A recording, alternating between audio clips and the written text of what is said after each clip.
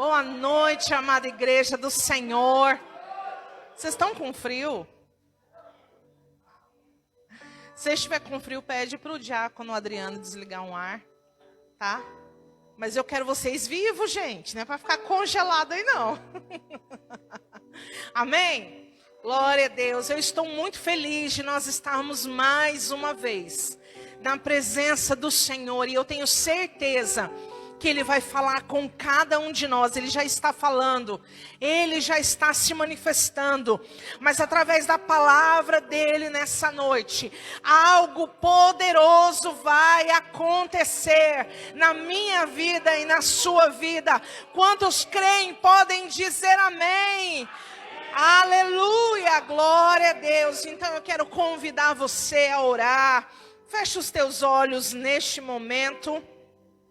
Pai, em nome de Jesus, nós te agradecemos, porque poderíamos estar em tantos outros lugares, mas o Senhor Deus nos tomou pela mão direita e nos conduziu e nos trouxe a este lugar. Um lugar de refrigério, um lugar de descanso, um lugar de renovo, um lugar, ó Pai, onde o Senhor renova as nossas forças.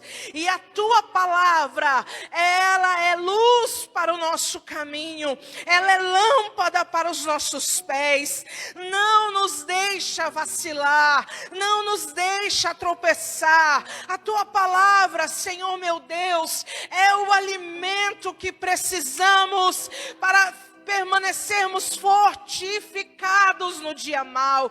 Então por isso, Senhor, nós te dizemos, sacia a nossa fome de Ti, sacia a nossa sede de Ti. Queremos mais da Tua presença, Jesus. Queremos Te conhecer a cada dia, Senhor, como verdadeiramente Tu és. Oh Pai, eis aqui o nosso coração, totalmente, exclusivamente derramado diante do Teu altar. Que o Senhor tenha livre acesso e que o Senhor fale aos nossos corações de uma maneira poderosa e singular, em nome de Jesus. Que a igreja diga amém, que a igreja diga aleluia. Glória a Deus. Eu quero convidar você a abrir a palavra do Senhor lá no livro de 2 Reis. Aleluia. Pastor, onde está 2 Reis? É simples achar. Está depois de 1 Reis.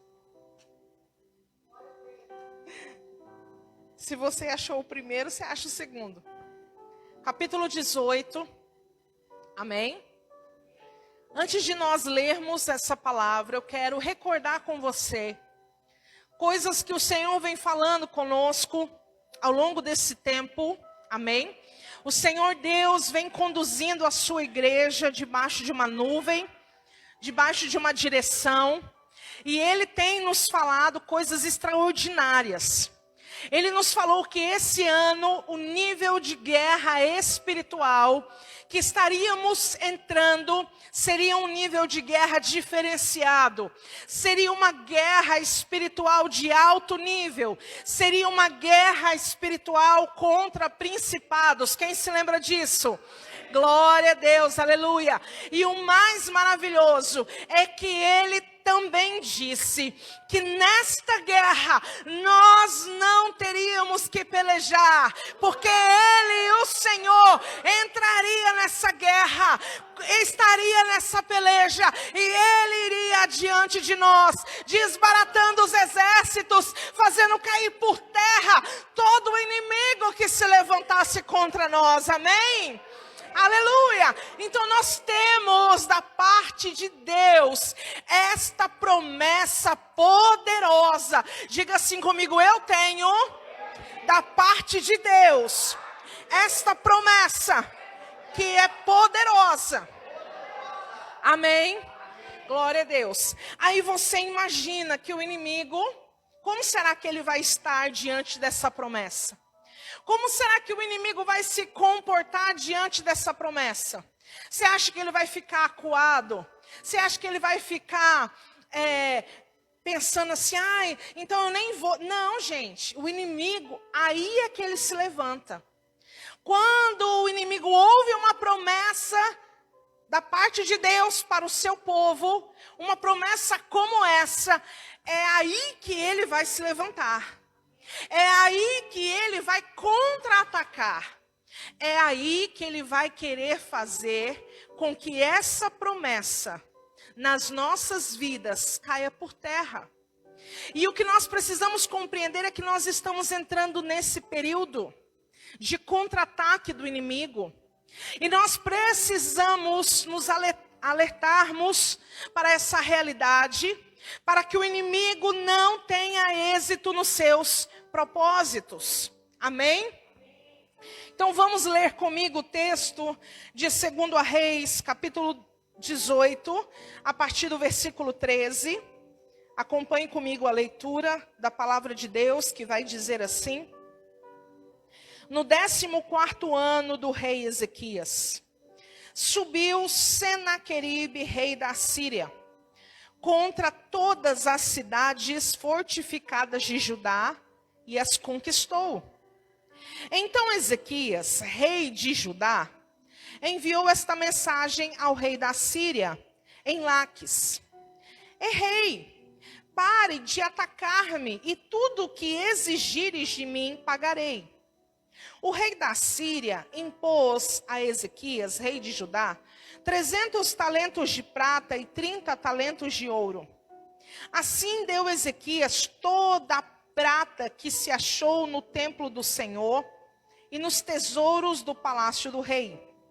Nesse tempo, Ezequias arrancou o ouro das portas do palácio do Senhor e dos batentes, o ouro que ele mesmo os cobrira, e os deu ao rei da Síria. O rei da Síria enviou de Laques, Tartã, Rabsares e Rabsaque, com um grande exército, ao rei Ezequias em Jerusalém. Subiram a Jerusalém e pararam ao pé do arqueduto do açude superior, que está junto ao caminho do campo do lavandeiro. Chamaram o rei, e Eliaquim, filho de Ilquias, o mordomo, Sebná, o escrivão, e Joá, filho de Asaf, o cronista, saíram-lhe ao encontro. Rabsaque lhes disse: dizei a Ezequias, assim diz o grande rei, o rei da Síria: que confiança é esta que tens em tuas palavras? Dizes que tem estratégia e poder para a guerra, mas são, porém, palavras vãs. Em quem confias que contra mim te revoltas?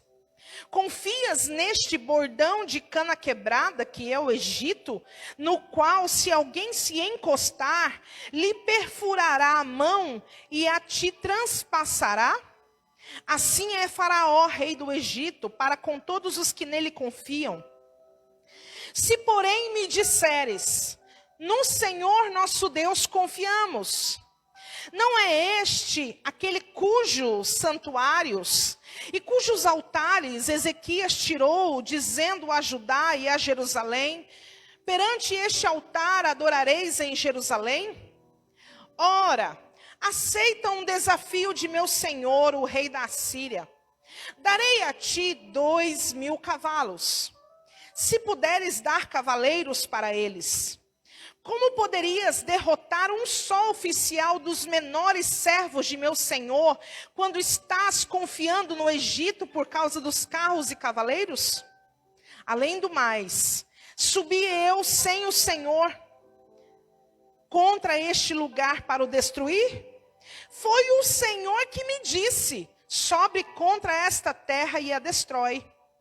Então disseram Eliaquim, filho de Ilquias, Sebna e Joá a Rabsaque: pedimos-te que fales aos teus servos em aramaico, porque o entendemos, e não nos fale em judaico.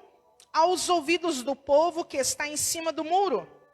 Rabsaque, porém, lhes respondeu: mandou-me meu senhor, só a teu senhor e a ti, para falar essas palavras, e não antes aos homens que estão assentados acima do muro, para que convosco comam as suas fezes e bebam a sua urina?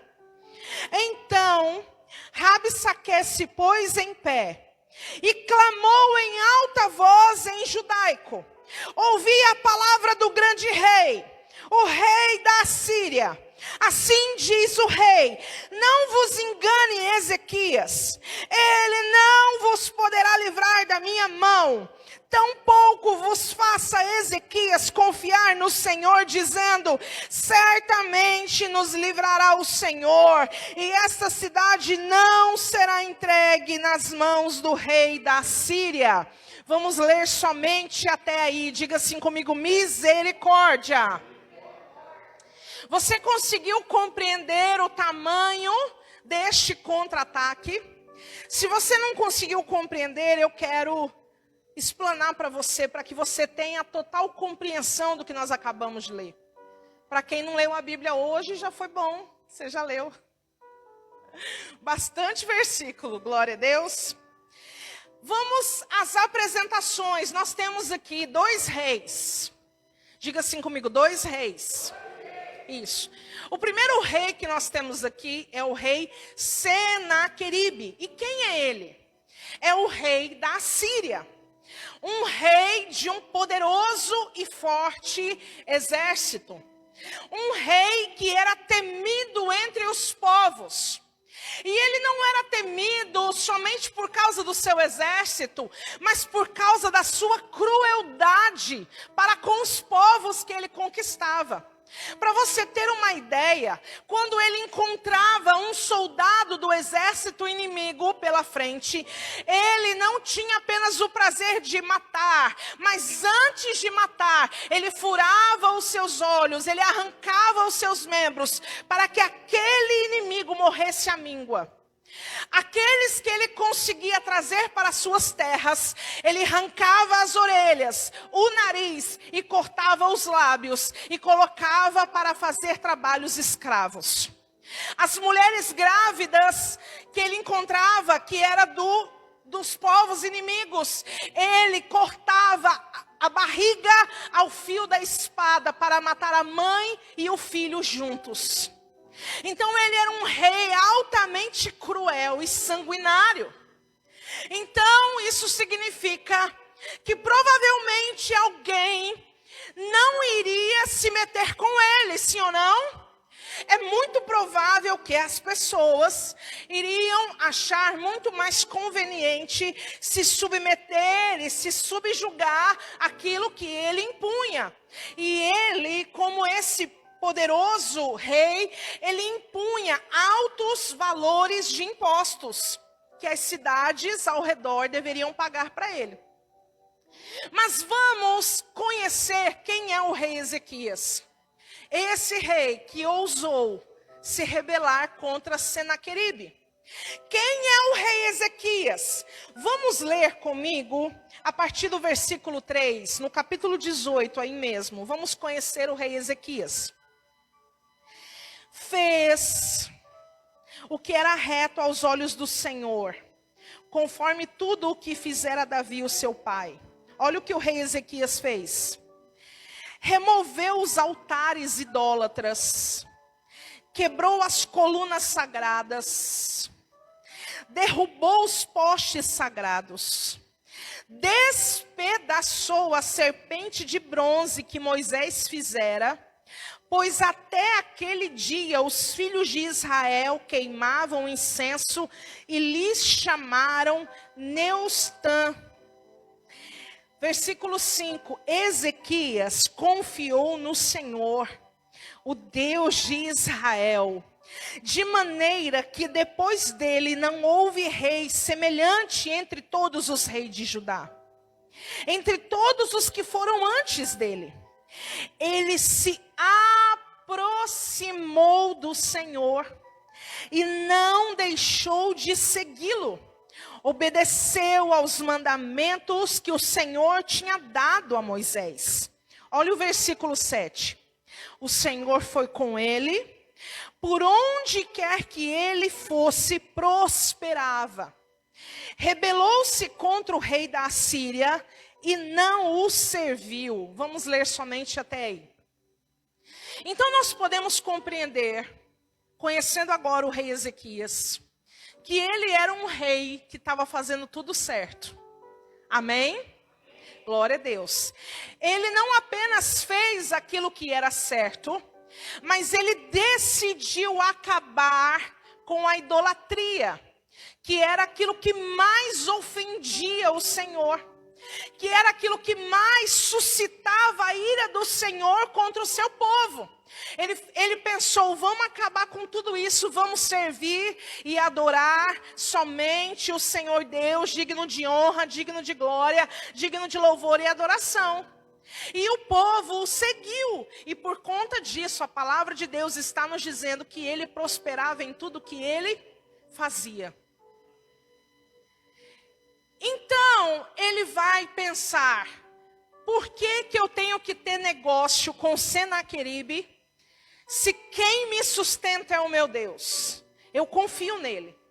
Então eu não quero mais ter negócio com Senaqueribe, eu vou me rebelar contra isso. E foi exatamente isso que ele fez. O que ele fez? Ele deixou de pagar os impostos que Senaqueribe cobrava. E ele era um homem muito inteligente. O rei Ezequias era muito inteligente. Ele sabia que ao fazer isso, era algo natural, que Senaqueribe não ia ficar de braço cruzado, nem batendo palma para ele. Senaqueribe certamente ia contra ele. E foi exatamente isso que Senaqueribe fez. Jerusalém. Amém? E Senaqueribe, ele não começou a atacar direto primeiro em Jerusalém. Ele começou a atacar primeiro as cidades vizinhas. E conta a história que ele conseguiu conquistar 46 cidades vizinhas de Jerusalém. Você imagina então que o rei Ezequias vivia debaixo de uma constante ameaça, porque as notícias que ele ouvia de que Senaqueribe estava conquistando tal lugar, e tal lugar, e tal lugar, e tal lugar, até chegar nele, provavelmente ele vivia uma constante ansiedade. Sim ou não, gente? E por conta disso, o rei Ezequias, ele vai ter 3 atitudes. Diga assim comigo, 3 atitudes. Isso. Diante dessa situação de ansiedade por conta do contra-ataque que o inimigo faria a ele. Dessas 3 atitudes, 2 que ele fez foi algo sensacional. Foi algo tremendo. Foi algo que nós devemos copiá-lo. O problema foi a última atitude. E aí nós vamos aprender com essas 3 atitudes do rei Ezequias hoje. Amém? A primeira atitude que Ezequias fez é que ele começou a observar o muro da cidade de Jerusalém, porque naquela época as cidades tinham muros. Esses muros, eles eram necessários para a proteção da cidade. Amém? Glória a Deus. E ele percebeu que do lado ocidente de Jerusalém, perto de uma colina, aquela região estava com seus muros em ruínas. Aquela região estava com seus muros decaídos. E o que ele vai fazer então?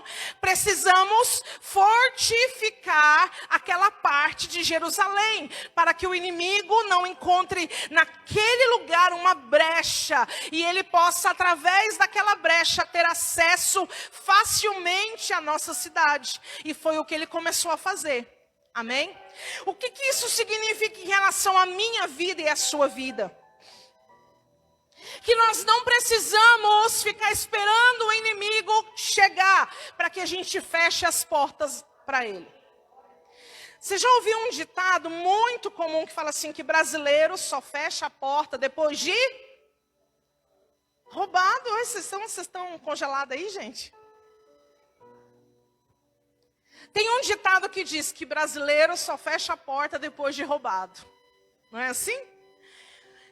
E nós precisamos aprender com essa atitude de Ezequias, que nós não podemos esperar o inimigo chegar na nossa casa para levantar os muros que estão caídos. Como assim, pastora? Eu não preciso esperar o meu casamento entrar em crise para eu levar café da manhã para o meu cônjuge na cama. Eu não preciso esperar os meus filhos crescerem e se desviarem para eu começar a orar pela conversão deles. Eu não preciso esperar o inimigo chegar na minha casa para eu perceber as situações que estão na minha vida e que precisam ser reparadas. Eu tenho que me antecipar a isso. Amém? Na minha vida, tem algo muito interessante. Eu não sei se isso acontece com você. Mas todas as vezes que eu estou prestes a viver um contra-ataque forte do inimigo na minha vida, diretamente com a minha vida, eu tenho um sonho. E o sonho é sempre que um ladrão está tentando entrar. E eu, no sonho, sempre estou tentando fechar portas. Tentando fechar as janelas, porque eu sei que tem um ataque de um ladrão tentando entrar naquele ambiente onde eu estou, e eu não quero permitir a entrada. Todas as vezes que eu tenho esse sonho, o Senhor já me desperta para que eu possa olhar para a minha vida e perceber se tem alguma área que eu estou negligenciando, que eu estou deixando a brecha. Ontem mesmo eu tive um sonho, eu estou orando por esse sonho. Eu tive um sonho que eu chegava no casamento de sábado e estava com a roupa, estava tudo pronta, mas a hora que eu olhava para o meu pé, eu estava sem sapato. E eu falei, Deus, o que significa isso? Senhor amado.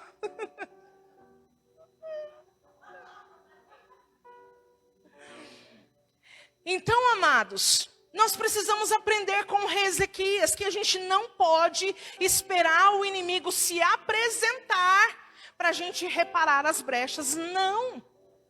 Eu tenho que, se eu estou ouvindo a ameaça do inimigo, se eu sei que ele vai vir, porque ele vai chegar, a palavra de Deus diz que o dia mau chega e chega para todo mundo.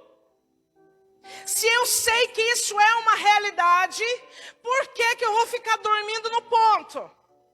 Por que que eu vou ficar de braço cruzado, com a boca escancarada, cheia de dente, esperando a morte chegar? Misericórdia, está repreendido em nome de Jesus. Não, eu tenho que me posicionar como filho de Deus, como filha do Senhor nesta terra. E observar na minha vida, o que eu estou deixando de fazer, o que eu poderia fazer melhor do que eu estou fazendo, o que eu estou negligenciando. Quais estão sendo as minhas prioridades? Com o que eu estou gastando o meu tempo? Amém, amados?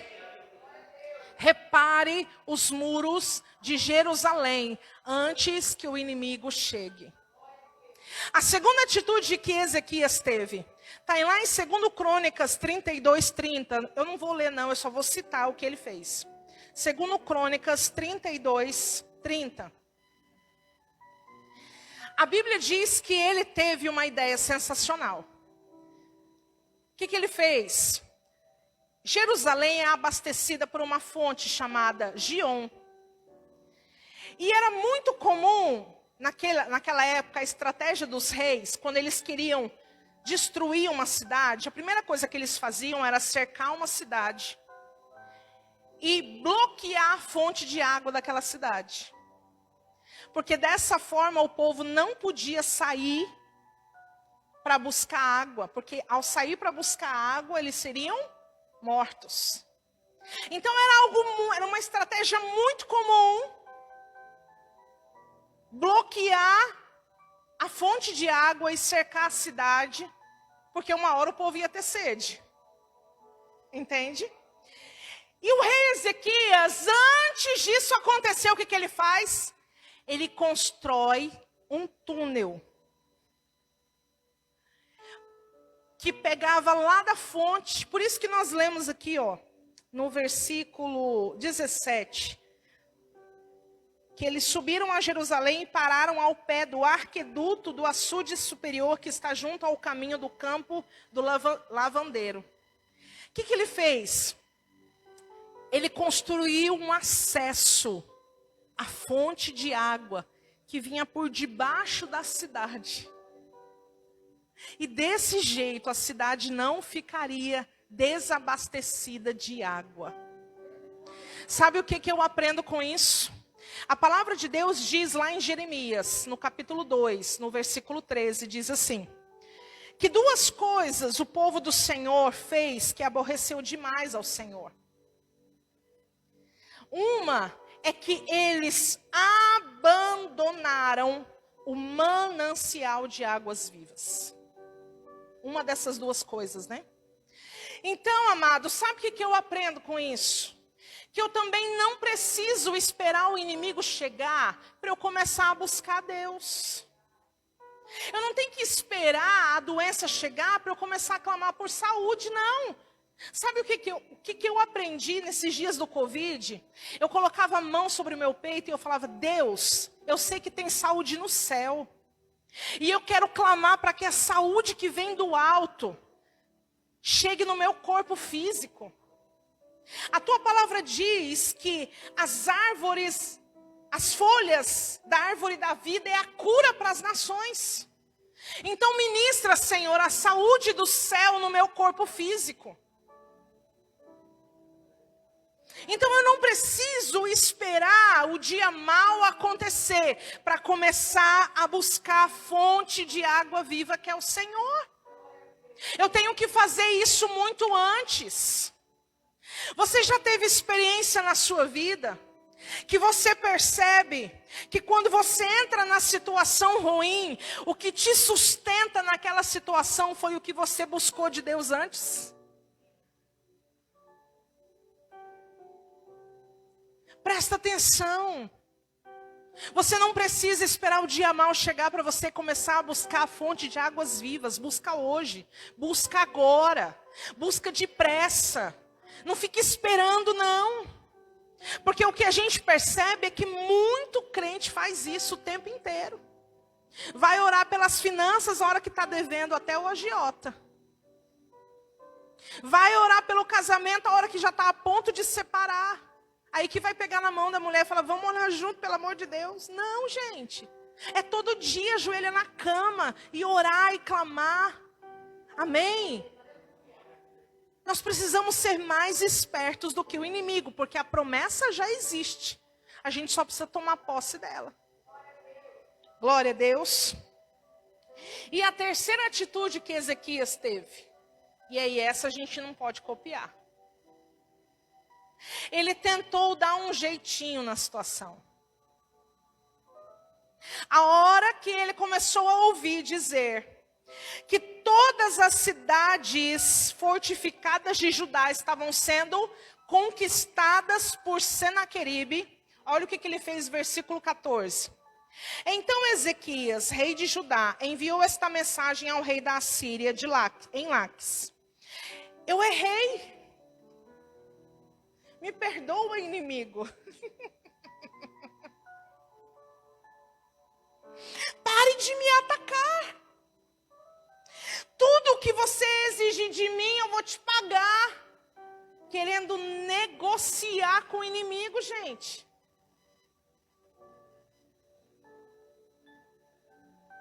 Aí, olha o que ele fez. Versículo 15. Assim deu Ezequias toda a prata que se achou no templo do Senhor, pegou até aquilo que não era dele. Olha aqui. Arrancou o ouro das portas do palácio do Senhor e dos batentes, o ouro que ele mesmo tinha colocado lá no templo. Como que você se sente quando alguém te dá um presente e depois pede de volta? É horrível essa experiência, sim ou não? É isso que Ezequias está fazendo. Ele está tão amedrontado com a afronta do inimigo, que ele pretende então dar um jeito nas coisas. Olha, Senaqueribe, eu fiz errado, me perdoa. O que tu quer que eu te faça, que eu vou te fazer? Tu quer ouro? Toma aqui o ouro. Aí ele vai lá. Até o ouro do dente dele eu acho que ele arrancou. Porque até o ouro do batente da porta que estava no templo de Deus, que ele mesmo tinha colocado lá, ele falou, bora tirar. Arranca isso aí tudinho. Vamos dar para Senaqueribe para aplacar a ira dele contra nós.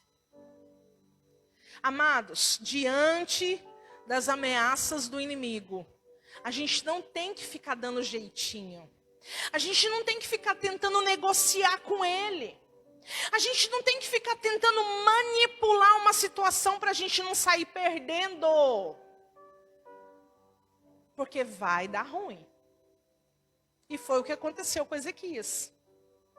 Ele pensou que ele estava lá em cima. Uau, eu estou arrasando com essa atitude minha. Só que o que aconteceu é que essa atitude dele desencadeou um contra-ataque, que eu chamo de contra-ataque A ao quadrado. Quem sabe o que é o contra-ataque A ao quadrado? Revelação do céu, gente, pega aí. Se você dormir agora, você não vai pegar. Então acorda aí para você pegar. Contra-ataque A ao quadrado é a ameaça junto com a afronta. Você não vai ser só ameaçado agora mais não. O inimigo vai te afrontar. Vai pôr o dedo na sua cara. Vai dizer quem você está pensando que você é. Você confia nesse Deus aí que você diz que confia? Quem é esse Deus? Perto do que eu estou fazendo. Perto das minhas conquistas. Perto da minha força. Quem é Ele? Então, se você ficar tentando negociar com o inimigo, não, eu estou ouvindo a palavra lá de domingo, o pastor está falando que eu preciso consertar a minha vida, mas não é bem assim, né? Eu ainda não estou preparado para abandonar esse pecado na minha vida. Gente, se você ficar querendo negociar com o inimigo, se prepare, porque não vai vir só a afronta, vai vir a afronta, a ameaça e a afronta, que é muito pior. Até então, o rei Ezequias estava sendo ameaçado. Agora ele está sendo afrontado.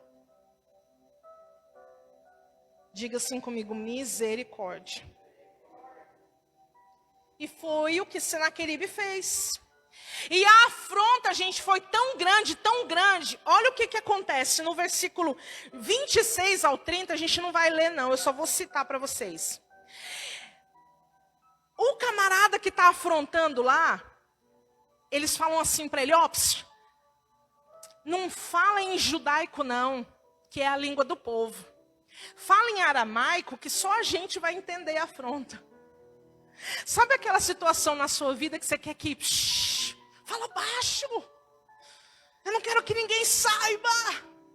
Eu não quero que ninguém tenha conhecimento dessa situação. O inimigo, para te afrontar, sabe o que ele vai fazer? Você não está querendo que ninguém saiba? Pois agora que todo mundo vai saber. Pediram para ele falar em aramaico, por causa dos povos que estavam no muro da cidade. É igual aquela situação que os vizinhos estão brigando, né? E sai todo mundo com a cara no muro assim para ver, né? O que está acontecendo? Não fala em judaico não, porque senão você vai amedrontar o povo. E o mensageiro de Senaqueribe, aí que ele vai falar mais alto, ele fala assim, por que vocês não querem que eu fale em judaico? Acaso esses camaradas aí vão se borrar de medo? Claro que vai, pode se borrar de medo, foi isso que ele falou. Que morra todo mundo aí, ó. Não tô nem aí para vocês. O fato é, Judá, Jerusalém, que vocês não são nada. É isso que ele está falando. Quem que é os deuses das outras nações? Não puderam livrar elas da minha mão. Você acha que Deus vai te ajudar? Aí ele ainda fala assim, ó. Você acha que Deus vai te ajudar? Justo você que tirou o ouro lá do templo dele. Mais ou menos assim. Justo você que deixou de pagar o dízimo. Meu Deus do céu. É mais ou menos isso que ele está falando. Você está achando que Deus vai te livrar, Ezequias? Você está muito enganado. Ele ainda se coloca, ele fala, Deus me enviou para te destruir. Você está por fora. E aí, gente, olha, para a gente poder encerrar. O versículo 34, vamos ler comigo lá, ó. Depois de toda essa afronta, o versículo 36. Não, vamos ler o 34. O que é feito dos deuses de Armate e Arpade? Que é feito dos deuses de Servavaim, Ena, Iva? Livraram a Samaria das minhas mãos? Quais entre todos os deuses da terra são os que livraram a sua terra das minhas mãos, para que o Senhor livre a Jerusalém das minhas mãos? Olha o versículo 36. O povo, porém, ficou calado e não lhe respondeu uma só palavra, porque o rei lhe havia ordenado: não lhe respondereis. Eu quero te fazer uma pergunta. Como tem sido a tua reação diante da afronta do inimigo? Será que você é daqueles ou daquelas que na hora você quer rebater? Na hora você quer mostrar quem você é? Ou você se permite ficar calado e deixar o Senhor te justificar? Como o apóstolo Paulo vai dizer, quem intentará acusação contra os escolhidos de Deus? É o Senhor quem os justifica.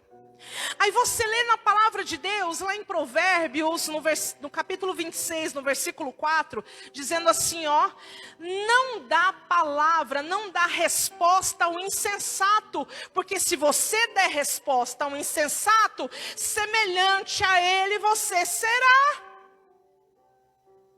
Aí o negócio fica estreito. Então a gente, como povo de Deus, a gente precisa aprender a dominar a nossa língua. Porque se a gente quiser, na hora da afronta, dar a resposta, a gente corre um sério risco de colocar tudo a perder. Ezequias, então, diante dessa ameaça, o que ele vai fazer? Ele vai mudar o cenário. Diga assim comigo, mudança de cenário. Glória a Deus, é isso que o Senhor está falando conosco nesses dias. Que Ele vai trazer mudança de cenário na minha vida e na sua vida. E foi exatamente isso que Ezequias fez. Sabe o que ele fez? Ele não ficou batendo boca com o inimigo. O que ele fez? Ele rasgou suas vestes, foi lá para dentro do templo e começou a clamar a Deus. Começou a pedir perdão para Deus. Começou a dizer, Deus, só o Senhor é Deus dos deuses. E só o Senhor tem poder de nos livrar da mão desse inimigo. E aí, o profeta Isaías ouve a palavra do Senhor e leva até Ezequias. E olha o que ele vai dizer. Olha a mensagem, a resposta de Deus para o clamor de Ezequias. Capítulo 19, versículo 20. Então Isaías, filho de Amós, mandou dizer a Ezequias: assim diz o Senhor Deus de Israel, o que me pedistes acerca de Senaqueribe, rei da Síria, eu te ouvi. Deus está mandando falar para alguém aqui nessa noite: eu estou te ouvindo, eu estou ouvindo o teu clamor, eu já ouvi a tua humilhação diante da minha presença. Aí o versículo 21, esta é a palavra que o Senhor falou a respeito dele. A virgem, a filha de Sião, te despreza e zomba de ti. A filha de Jerusalém meneia a cabeça por detrás de ti. Quem afrontaste e blasfemaste? E contra quem levantaste a voz e ergueste os olhos soberbos? Contra o Ezequias? Olha o que vai dizer aqui, ó. Contra o Santo de Israel. Todas as vezes que o inimigo te afronta, que ele te ameaça, o Deus de Israel toma para ele a afronta. Toma para ele a ameaça. E aí ele vai dizer no versículo 28. Por causa do teu furor contra mim, porque a tua revolta subiu aos meus ouvidos. Olha o que ele vai fazer com o inimigo.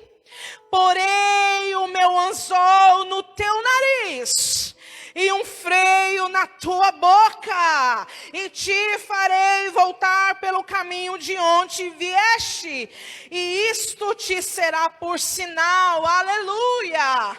Glória a Deus. Versículo 32. Porquanto assim diz o Senhor acerca do rei da Síria: não entrará nessa cidade. Não vai entrar. Não vai entrar. Olha o que ele está falando aqui, ó. Nem lançará nela flecha alguma. Tampouco virá perante ela com escudo. Nem levantará rampas de cerco contra ela. Pelo caminho por onde vier, por este voltará. Nesta cidade não entrará, diz o Senhor. Olha o versículo 34, igreja. Eu a defenderei para a livrar, por amor de mim e por amor ao meu servo Davi. Você tem um Deus que te defende.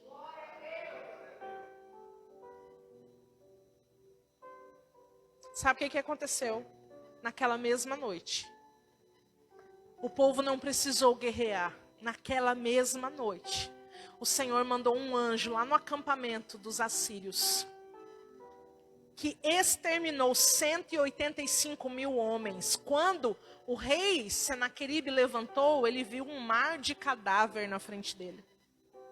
Aí você pergunta assim para mim: pastor, e por que Deus também não matou o rei Senaqueribe? Porque Deus estava reservando uma morte muito melhor para ele. Sabe como que foi a morte do rei Senaqueribe? Um dia, quando ele entrou no templo do Deus dele para o adorar, veio os 2 filhos dele e o mataram diante do Deus que ele servia. E agora, quem é que não pode livrar? Essa é a resposta que Deus está dando para ele. Meus irmãos e minhas irmãs, se você pudesse compreender o ciúme que Deus tem de você, você não abriria a mão da presença dele por nada.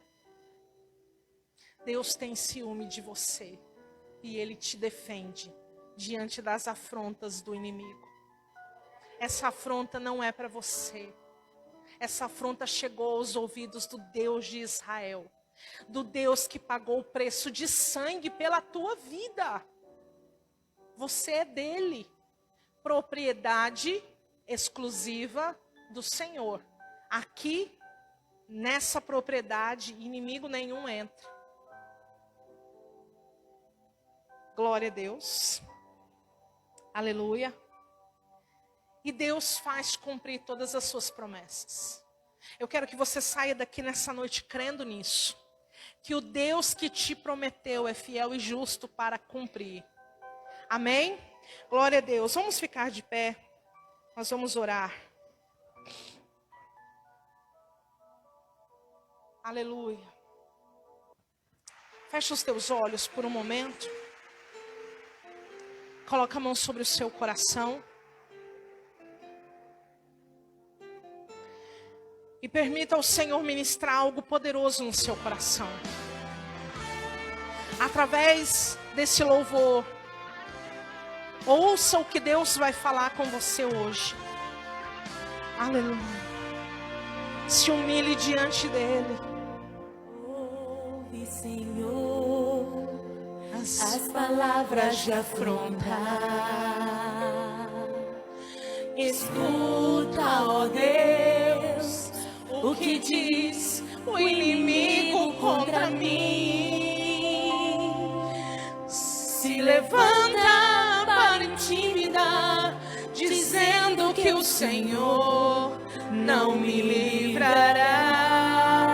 Só que uma coisa você vai fazer. Mas uma coisa eu faço: venho a ti em pano de saco, te apresento o meu clamor. Apresenta para ele. Dia de angústia, de perseguição, dia de vergonha. Mas sei que o meu Deus não é como os outros, feitos por mão. Abre, Senhor. Senhor, e vê, Criador dos céus e da terra, salva-nos das suas mãos agora, que todos saibam que só tu, Senhor, és Deus.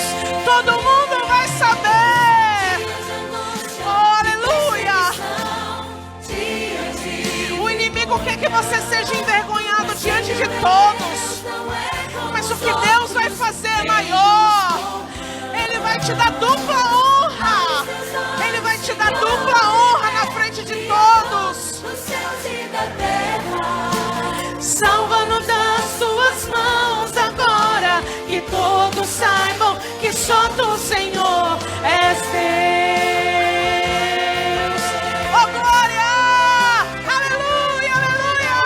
Assim diz o Senhor. Escuta, escuta. Deus de Israel. Escuta o que ele vai dizer. Deus, Ouvi, filho meu, a oração que fizeste a mim.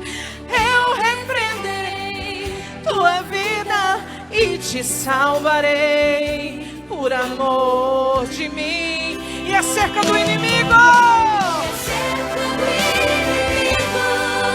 digo assim: não corres perigo, zomba dele, coloca ele no lugar dele. despreza e zomba do inimigo enquanto ele foge. Não foi contra ti que blasfemou ou levantou a voz arrogante, porém um anzol no seu nariz e um freio na sua boca. Eu farei voltar. Aleluia. E contra ti em uma flecha atirará. Despreza e zomba do inimigo enquanto ele foge. Não foi contra ti que blasfemou ou levantou a voz arrogante, porém um anzol no seu nariz e um freio na sua boca. E o farei voltar por onde veio, e contra ti nenhuma flecha. Levante as suas mãos bem alto. Em nome de Jesus, toda afronta do inimigo contra você caia por terra em nome de Jesus. Ele está dizendo que acabou. Ele está dizendo que para você não tem jeito. Ele está dizendo que Deus não vai te livrar. Ele está dizendo que essa doença não tem cura. Ele está dizendo que esse problema não tem solução. Mas nós estamos diante do Deus do impossível, diante do Deus que criou os céus e a terra, diante daquele que venceu a morte no nosso lugar. Aleluia! E nós declaramos agora a toda afronta do inimigo, todos eles, que o Senhor coloque um freio no seu nariz e um arreio na sua boca, e que eles façam voltar. Volta, Satanás, retrocede as tuas afrontas, o teu contra-ataque, retrocede hoje, em nome de Jesus, em nome Jesus. Aleluia. Nenhuma flecha, nenhuma arma forjada contra ti prevalecerá. Porque maior é aquele que te guarda. Maior é aquele que está contigo. Aleluia. Recebe de Deus essa palavra. Em nome de Jesus. Que a igreja diga amém. Dê um brado de vitória ao Senhor. Aleluia.